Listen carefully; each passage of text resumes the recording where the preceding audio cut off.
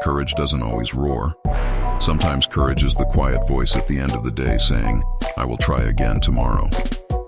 All right. Hope you guys are doing fantastic today. I am excited. We are in the last week of December. I'm pushing really hard. I got on a call this Tuesday. I reached out to a for sale by owner. I've been hitting the for sale by owners really hard. I set an appointment for Friday. Then Wednesday, I send out my weekly market update. I added him to my weekly market update. So Tuesday, he got my resume after the call was done. Wednesday, I send him my weekly market update. Today is Thursday. So the day before my appointment, which the appointment is set for Friday, I send over the active comps in the area so that they know who they're competing against and they can start formulating where their price point is and whether it's competitive and how they're positioned in the market. These are the things we're going to talk about in the preview appointment tomorrow. So I sent this gentleman over the active comps, said, hey, really excited to meet with you guys tomorrow. These are some of the active comps in the area that are an apples to apples comparison to your place. And take a look at them. Let me know what you think. And like I say, I'll see you tomorrow. He sends me back a email just a few minutes later. Now, my MLS let me know that he opened it. He looked at the comps and stuff. Then he sends me back an email and says, hey, really excited to meet you tomorrow as well. And we are not going to list with another agent until we have met with you. So now we have converted this over. It's a straight up listing appointment at this point, and it's mine to lose, right? I've already touched him several times, 3 days in a row. Resume on day one, market update on day two, it comps on day three. I've prepared all my listing documents. I'm going ready to get this thing signed and get another listing going. This one is for 400K, which my midpoint's probably 300 to 325. So it's over the midpoint. And I don't think he's priced bad. I think he's priced where he needs to be, but I'm excited for what's getting ready to happen. We have We've got 4 days to January 1. January 1, I'm hosting a big Kick the Year Off Right event right here on my Zoom channel, where I'm going to have agents in here from all over the world making expired calls. The thing I want you to remember, right? I always talk about the first of each month being expired day, right? The first day of the year is the biggest expired day of the year because so many agents set their listing to expire December 31st. Right? Whether it's a 6-month, 8-month, 12-month listing, a lot of the sellers out there are like, well, let's just run it to the end of the year and see what happens. So a lot of properties, the biggest batch of expireds are going to hit January 1st every year. And last year, really cool. Last year, I did a 5.5-hour call session, was right here on Zoom, captured it on camera. I went back and reviewed that last week, and I noticed that my very first conversation of 2023 with the prospect was with this lady named Peggy. And the funny thing is that I ended up going on to get that listing, and she had had very bad experience with her last agent. No communication, had it under contract, it fell out from under contract. No explanation as to why it fell out, what happened, whether it was lending or something happened with the deal. No idea what happened, and could not get a call from her old agent at all, right? Just really, really poor communication. You're going to see this a lot with your expireds. A lot of times that's going to be the thing that they go back to. And the thing you need to remember is that if you don't communicate with your expireds, good, bad, whatever, like don't worry about if it's good news or bad news. You need to communicate all of it, because if you don't, your seller, your people are going to fill in the blanks with the worst possible thing that you can imagine, right? So have good open communication at all times with your people. But I'm going to cut away here. I'm going to play that clip, and I want you to pay close attention to something. In the very beginning of the clip, I basically set the appointment in the first couple of minutes. I went on a rapport building spree with this lady for 20 minutes or so, right? Pay attention to how I'm just talking about the silliest of things. This is where you're going to build rapport. You're going to get somebody to trust you, like you, and trust you to sell their house for them, right? Build this rapport. The better you get at relationship building, the less objections you're going to have to overcome, because they're not even going to bring them, right? They bring them because they're not sure about you.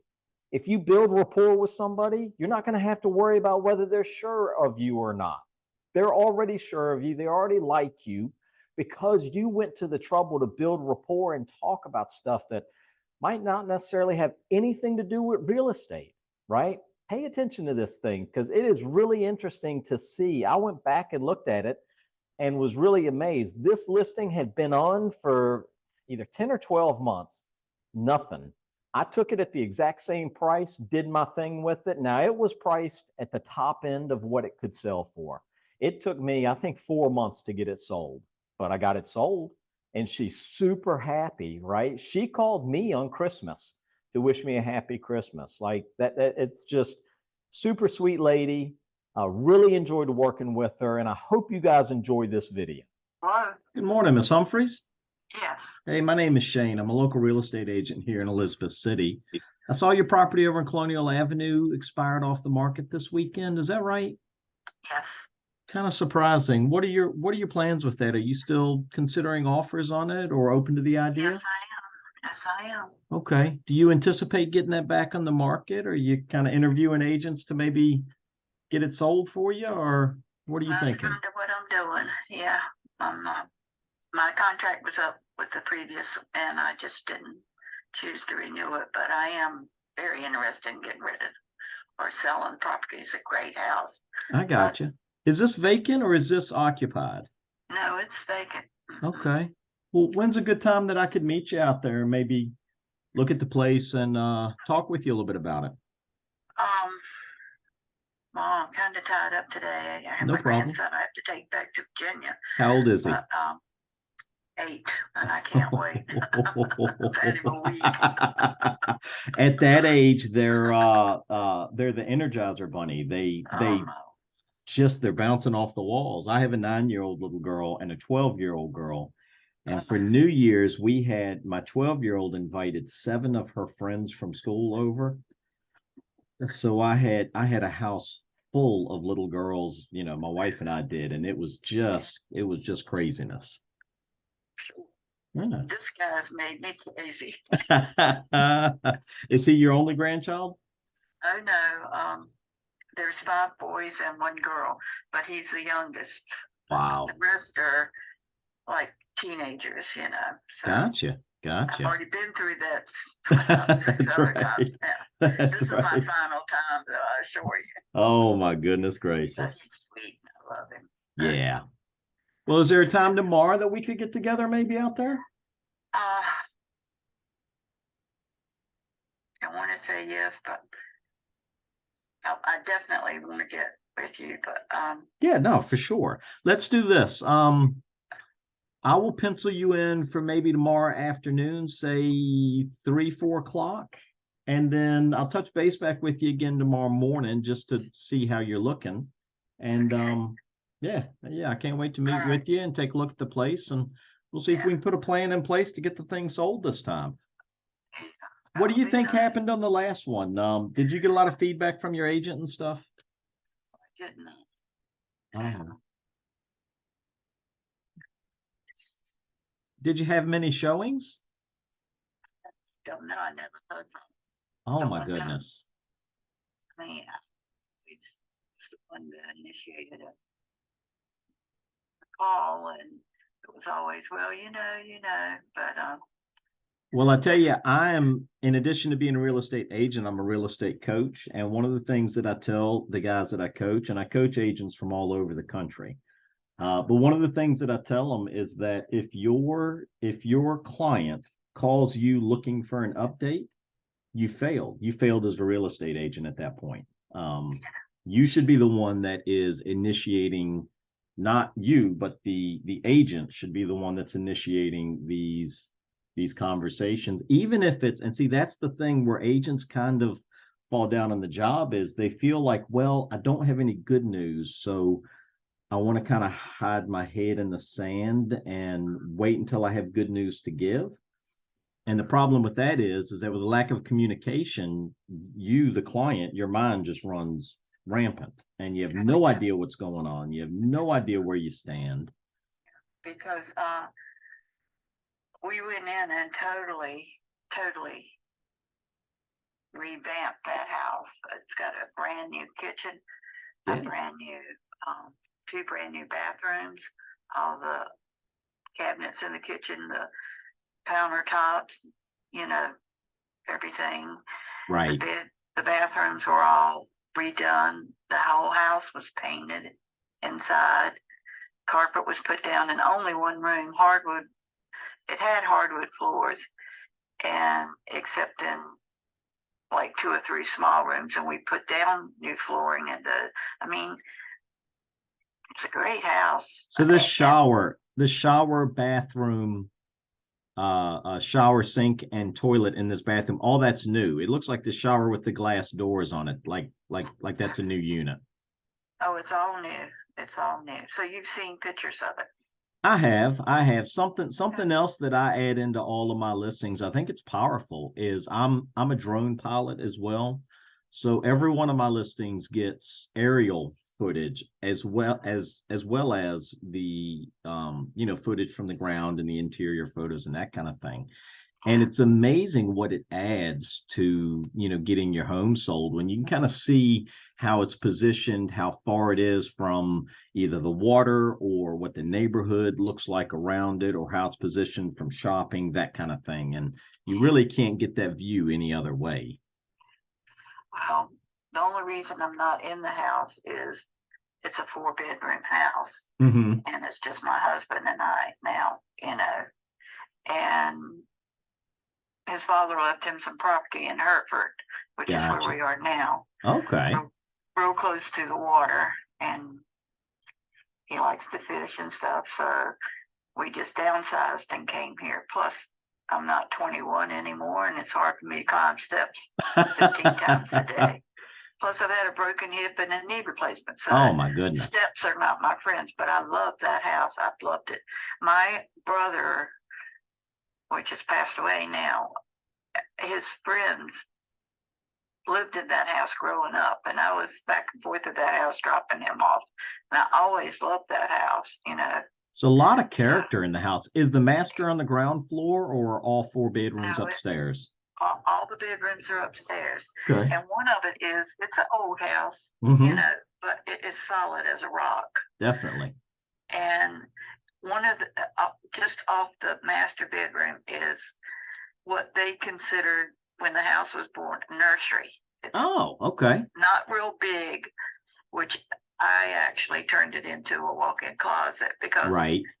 the old houses don't have much closet because they didn't have much clothes. Right, They're right. not like us. Right. Yeah. But I turned it in, but then we converted it back to what it was, to a small room, which could have been a computer room, could have been, whatever anybody Right. wanted it for. But the other bedrooms are really good size, Yeah. The master's large. It accommodated a king size bed and Right. 2 large chest of drawers, Right. and night table. I mean, it's a big room. I mean, Wow. I don't understand, but when I talked to him after about the 1st or 2nd month, he said, I asked, I said, well, how many times have you shown it? He said, well, just one. But he said, but other agents have been showing it. But my theory on that is they've got homes of their own, so they're not going to be as anxious to sell somebody else's property as it is theirs. Right. That's Right. what I Right. think. And Yeah. I may be absolutely wrong about that, but that was just Now what this I here in thought. front of me says that it was under contract and it fell out back in October. What happened with that? Do you know? No, and he never told. I mean, we were hours from signing, Oh no. and he calls and says, "Oh, they backed out." I said, "Why?" I really don't know. He said. I said, "Okay." Oh, you got to find that stuff out. So I kind of got disillusioned, and Oh, I bet. I bet it is a very discouraging thing. See, we're coming out of that market where everything's sold. And so now we're back into a market where an agent actually has to work a little bit to get these properties sold.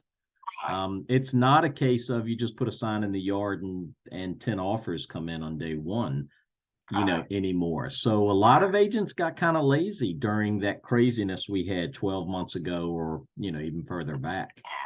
Yeah. The biggest downfall I find with that place is the shed. Yeah. It's still usable. Right. And well, when I first moved, I've owned that house since 1989. Okay. And when I first moved there, the back was open, and I did park in there. But then we closed off the back and made it just like a storage, Well, it looks like more than anything else, the bushes or vines or whatever from the other side of it is kind of growing over it. Well, I've spoken to him or the owner, and they have cleared some of that up. Okay. Gotcha. So, but still, it's fenced. So right. They're using the shed as part of the fencing, to Gotcha. separate the properties. Yeah. But I don't know why. I don't know. He said it was a cash offer, and actually it was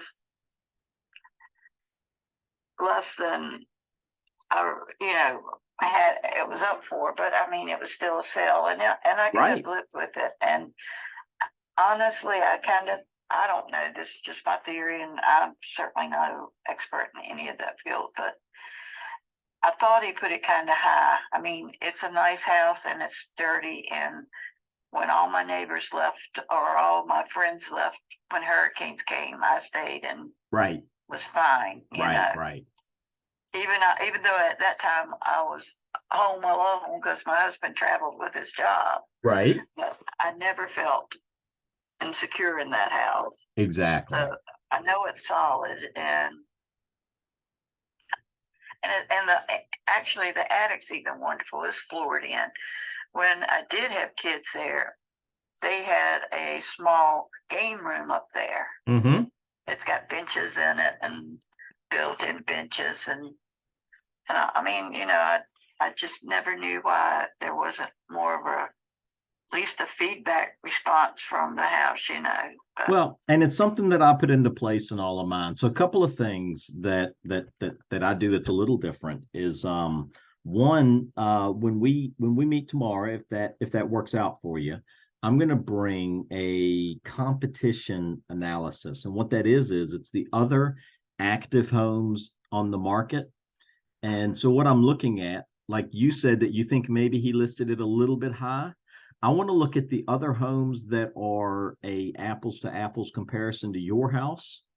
And so if we have 3 or 4 older homes like this, 4-bedroom, 2-bath, that are within, a short distance from this property, meaning if somebody's looking for 4-bedroom, 2-bath in Elizabeth City, these are the active homes on the market that they're going to look at. What we want to do is position your house so that it's the logical choice.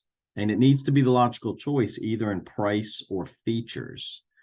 So it's okay if it's a little higher in price than the other homes. You have some nice upgrades in this house, and those upgrades might swing the tide your way and make it the obvious choice. But when we meet, I'm going to have that with me so we can see whether in today's market, whether it's priced too high or whether we're kind of on the money with where he had it priced. But I reach out to all of my clients every other Friday, whether we've had showings or haven't had showings or whatever. I reach out every other Friday, and we kind of go over what's happened in the prior 2 weeks on your listing.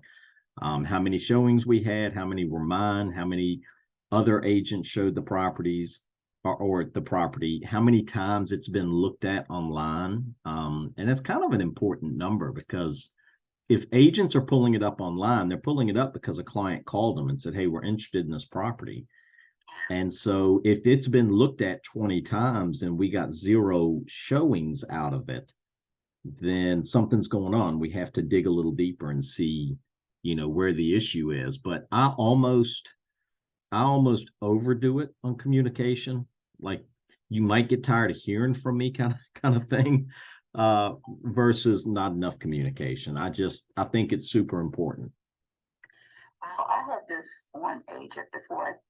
I don't even know. I think he was an investor. I think that an investor contacted me before I ever did anything to the house. I mean, the last people were in the house. It was with the thought that they were going to buy it, you know. Right. And I'm such a dummy, smart heart, soft heart, or whatever. That's right. But anyway, it was a young couple, and I know I've been in places in my life when things were not good for me, and they had kids. Hard It's times. a kid house. Right. It's a family house. It's not a Right. two-person house. Right. But anyway, I was too lenient, and they were not kind to the house. So Oh, that's a shame. I've got a good $40,000 with labor and everything in that house since they left. Wow. So That is a shame. because well, for one thing, I did redo, you know, the whole kitchen, brought it up to date kinda, and the bathrooms. The only thing upstairs in the upstairs bathroom is it has a clawfoot tub, and I could not bring the heart to take that out. Oh, that was a super smart move, because I'm looking at those photos right now. I have that photo up on my screen. Love the clawfoot tub. You're actually, I think you have more value in this bathroom having that clawfoot tub in there than if you had pulled that out and put in a regular tub. I just love that tub, and it's the one that went in the house when the house went there. You know? Right. And but I just couldn't. They're Smart small move. bathrooms. They're not big bathrooms. They are. A lot of people like bigger bathrooms. Yep. They're not, but I just couldn't bring out that clawfoot tub. No. I think you made a wise choice there. I love all the old doors in the place. Those old 5-panel doors are hard to come by. Yes, they are. And if you can find them at like an antique shop or whatever, they're really expensive. Yes, they are. I did have to buy one of those Oh, did you? Oh, to try my to keep goodness. it all the same, you know. I'm sorry to bring up bad memories. I mean, it's what it is. That's right. I didn't want the house to be a hodgepodge. You know, Right. I wanted it to keep the same. Well, and the cool thing is also, kind of scrolling through the photos, looks like you kept a lot of the original trim in the house.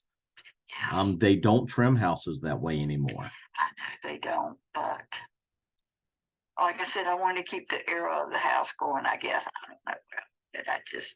Yeah, no, I love it. I don't think this is going to be a problem to sell at all. We still don't have any inventory, right? We're still really low on inventory.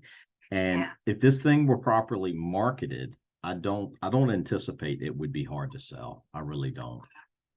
And you know, I have a number in my mind that really can't sell it any lower than, you know.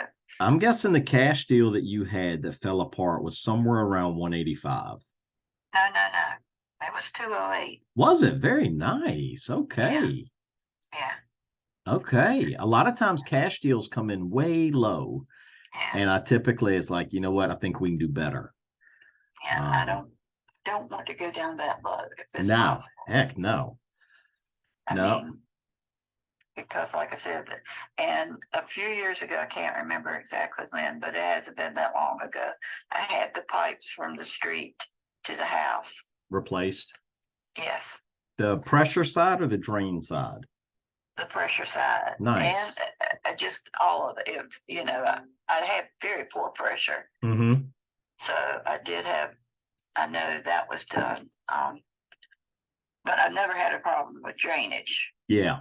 You know, so, but Very anyway, nice. I like the deck. I love that deck. We enjoyed that deck a lot when I was younger. It looks like you guys maybe stained it. Is that right?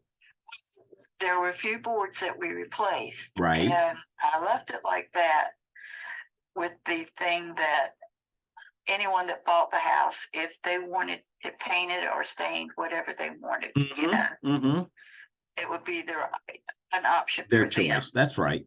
rather than me going in there and spending money to do it. And they say, oh, no, I don't like that. Go over top of it. You know? I like it. So I tried to be sensible about it. Yeah. Treat it gingerly because, like I said, I've always loved that house. You Mm-hmm. know?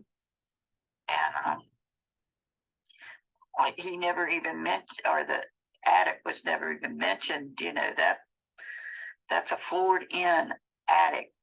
You know, it's a good attic Yeah. to have. You No, know? definitely. Like I said, when my kids were younger, when we first moved in there, Uh-huh. they had a foosball and little game areas, and it has electricity in the attic. Wow. So, Very nice. so they had, I mean, they had some drop cords up there, but still they had Right. power to use their little games and stuff, you know. Yeah. Yeah. So, and there's benches that were built in, and everything is that tongue and groove wood, you know. Uh-huh. It's not one big slab thrown down, and you know, Right. I don't know. It's a very sturdy house. Oh, yeah. Yeah, it looks like it. So, and I know I'm praising the house because it's mine, and you know. No, of course. But I mean, that's the thing. See, we pour our blood, sweat, and tears into these homes. And yeah, I mean, there is absolutely nothing wrong with you being proud of what you have. Now the fireplace, and I'm telling you all this so you'll have some idea tomorrow. Won't go in there cold or whatever. Mm-hmm. The fireplace I only used for Christmases and Thanksgiving and parties, you know, Mhm. because it has an open draft, so it is not a efficient Gotcha. fireplace. Makes sense. But I had considered putting gas in there, but just never got around to it. So Gotcha. I kind of closed it off with a door like that can slide off if I wanted to use it. But I don't think anybody would buy a house without having a fireplace, or Right. anybody would use a fireplace without having it inspected, you know. Of course. Of course. Yeah. And I have a good chimney sweep that if we end up getting a buyer in place, that would probably, I mean, depending on what the buyer wants to do with the place, if they want a active fireplace, something that they can, you know, use, we would have that chimney sweep come out and take a look at it. So. But I really don't want to spend any more money on the house, you know. I don't think you need to. I mean, looking through here, I think it's just fine. I wouldn't spend another penny on it. You've done some really nice upgrades, and the upgrades you did are in the right spot. Right. Right. So the upgrades you did, you should be able, like they add the same amount of value to the house that you're spending. It's not like you're throwing money away upgrading bathrooms and kitchens. Right. Well, actually, my two sons did the work, but the one Nice. that one did the painting and staining, and the other did all the work. He is a perfectionist. He kind of aggravated me at some points because he's a house builder too. Nice. And We're he at. did this on the sides for me, or you know, at night he'd go over after he got off his job and work over there 4 or 5 hours, which That's took good. longer to replace. But he is a perfectionist. He did not leave anything that was like, it'll pass. Go ahead. Yeah. Everything was done. Nice. Right. So I don't feel like I would be letting someone buy it or without. I mean, you know. Right. It being right. Oh, of course. How about the I would- HVAC and stuff? Is that all working as it should? Oh yeah. Oh Good. yeah. And now, I mean, it's not brand new, but Of course. Yeah. it's, you know, but the people that lived there had, I don't know if you saw how the back deck is. It has a little where you come out the back door from the kitchen, and It has like a roof over it. yes, Yeah. and we had our grill there. Well, we had a gas grill. Mm-hmm. They did charcoal back there and caught the place on fire. Oh my goodness. And never told me about it. Oh. So it melted the vinyl. So we put new vinyl back there. We put new wiring back there. I mean, Nice. so Well, it sounds Oh, like no. you've put a lot into this and you've had a bad experience so far. So maybe Yeah. we can remedy that. Well, that would be good. So, is this the number you called me on? Is this a number I can reach you on as It well? is. It is. And when we get off here, I'm going to text you. Is this a cell phone that you're on here, or am I calling on a Yes, it landline? is. Okay, Yes. so I'll text you my business card. That way you have it, and you can kind of put a face with a voice. And then I've got you tentatively down for say 3:30, 4 o'clock tomorrow. Okay, I don't want it. I will tell you this now. I Mhm. don't want it so late in the day because Hey, I'm at your disposal. You tell me what works for you, and I'll make it work for me. I need to check and see what I have got going tomorrow and see what time. Okay. I'm kind of looking at earlier in the afternoon. Yeah, that's fine. We could do 1 o'clock if that works for you. Well, I'll try to work with you too. But anyway, we'll get it straight tomorrow. I will give you a call back tomorrow. Okay. Sounds good, Miss Humphreys. You have a fantastic day. You do the same. Thanks for calling. You're welcome. Bye, ma'am. That one's a done deal. Hey, First conversation of 2023 is a listing appointment. all right, fantastic.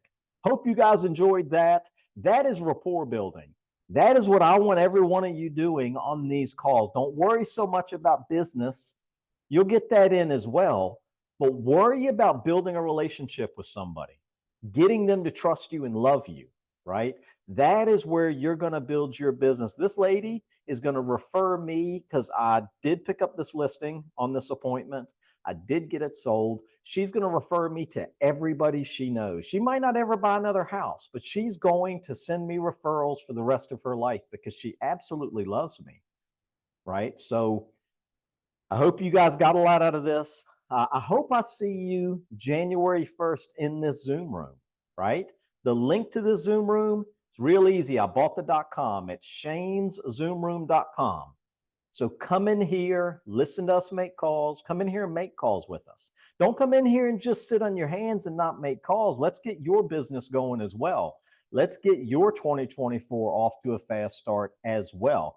I now have 2 listings, signed listings, ready to go live the first week of January. They wanted to do a few repairs and stuff before, but they went ahead and signed the listing agreements. So I have those 2 getting ready to go live. I've got an appointment tomorrow that I'm going to that I expect to walk out of there with a listing already signed and ready to go. We'll see. It's up to me to win it at this point. But if you're interested in coming into this Zoom room, do it. shanezoomroom.com. Come in January 1. I expect to have a big group of people in here. We're all going to be making these calls and crushing these appointments. So I look forward to seeing you at that. Also, if you're looking for a brokerage change, I've got my Calendly link in the description below. Go in there, click on that, book a call with me. Would love to talk with you about what it looks like partnering with us, right? I'm building a huge group here. I have a lot of fun with these agents. We get in every day for daily meetings. I'll work with them one-on-one to grow their business. All of this comes absolutely free to them, right? I'd love to have you guys reach out to me. We can discuss what a partnership like that looks like. If it makes sense, great. If not, I still want you coming in my Zoom room, making these calls. We can network, we can pass referrals back and forth, whatever. But I hope you guys enjoyed the video. I will see you on the next one, and I'll definitely see you January 1st